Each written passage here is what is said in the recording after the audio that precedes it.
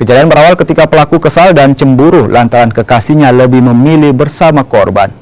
Akibatnya, korban terkena anak panah di bagian tangan saat berada di sebuah warung kopi di kawasan Pelabuhan Makassar. Polisi yang mendapat laporan langsung melakukan penyidikan dan menangkap pelaku hari itu juga. Pelaku yang masih remaja ini mengaku cemburu sehingga memanah korban. Kini pelaku terancam pidana 5 tahun penjara. Pelaku ini yaitu karena adanya faktor kecemburuan. Jadi si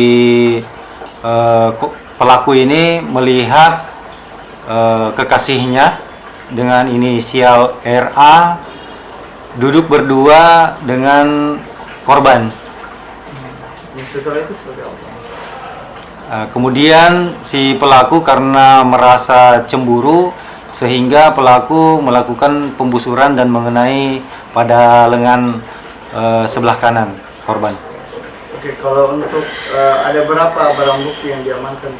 Untuk sementara barang bukti yang diamankan yaitu ada ketapel, kemudian ada anak panah, anak busur itu yang masih kita nanti amankan dari rumah sakit.